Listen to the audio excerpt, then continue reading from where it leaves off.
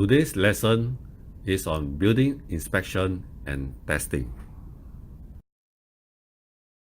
This module is divided into 6 parts. Part 1 provides a general introduction. Part 2 covers general building works. Part 3 is check and operational test for building services. Part 4 is check and operational test for mechanical ventilation and air conditioning system. Part 5 is check and operational test for fire protection system, while the last part is sequence of tests. Now, we will provide a general introduction for the module. Inspection and testing will cover broadly the fundamentals of fire safety design, which is split into 4 broad categories: detection and fire alarm, means of escape, the prevention of fire spread, and fire suppression. Under the present system, inspection and testing of a completed public building is required before it can be issued a fire certificate. So, what is a public building under the fire code? It's basically shops, offices, hospitals, place of public resort, for example, restaurant, associations, cinema, clubs, hotels, amongst others. Under the present system, the effective date of the first fire certificate is 12 months after the first issuance of the temporary fire permit or fire safety certificate, whichever is first obtained.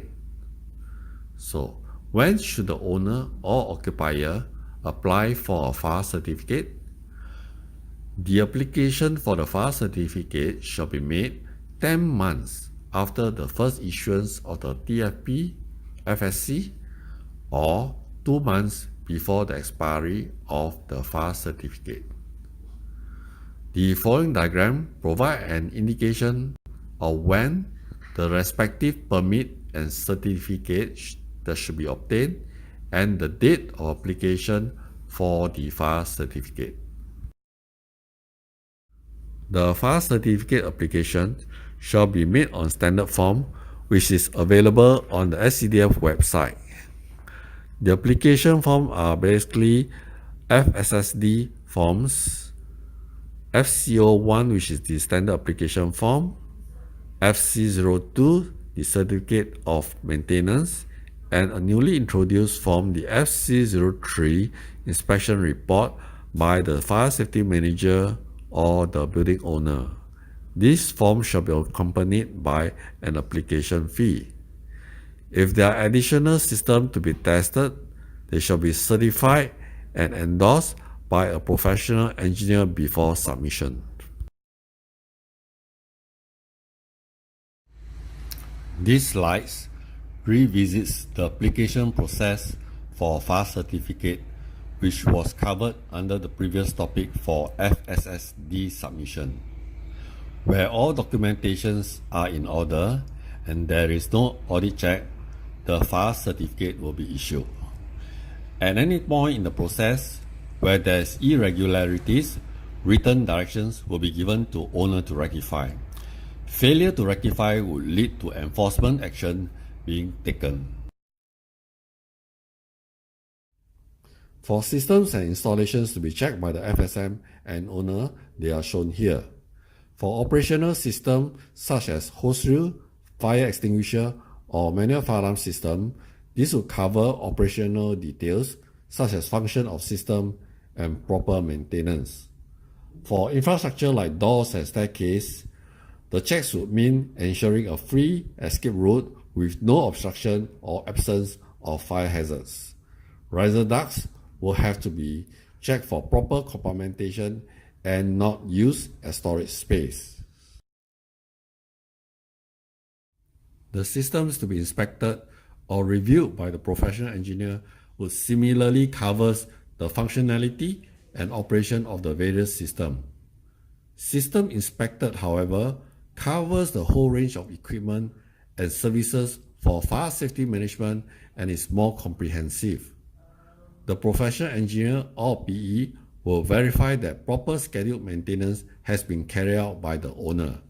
The PE will also carry out operational tests to ensure that the systems are performing.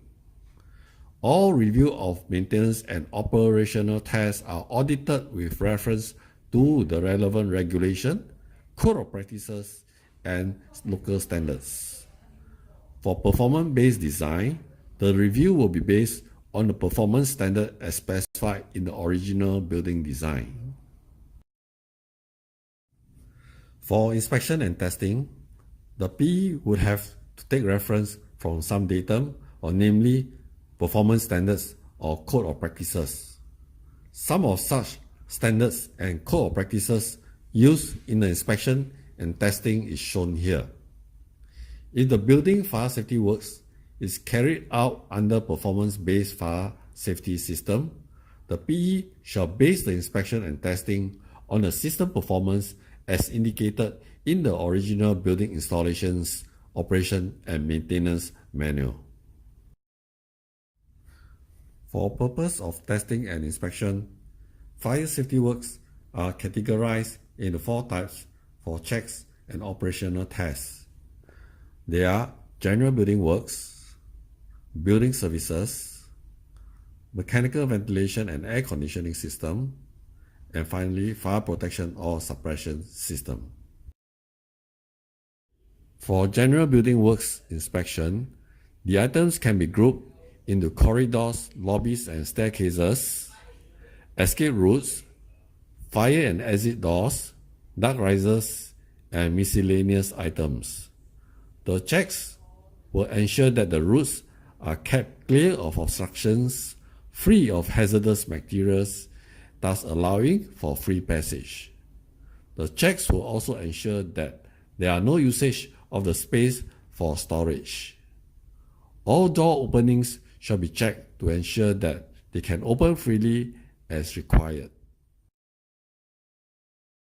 The services under this category will cover lifts, emergency signage, and lighting and voice communication system used for emergency or evacuation purpose. The test is to ensure the functionality and operation under normal and emergency condition, that is, under fire situation and when there is a power failure. This is required for the other fire safety works as well. Mechanical ventilation and aircon system, or ACMV for short, are used for air circulation and ventilation. Inspection and testing will determine whether they work correctly during fire and emergency condition. That is, the car park ventilation and smoke control system will perform their function for smoke extraction. The pressurization system, on the other hand, are required to keep places like fire lobby or escape staircase pressurized and smoke-free. The air handling units will be tested for automatic shutdown as required to prevent bringing fresh air into the space and also to stop smoke circulation. The suppression system listed in this slide are only the general type installed in building and is not meant to be fully comprehensive. Suppression systems are inspected and tested to ensure that they function according to the general required standards under both normal and power supply failure mode.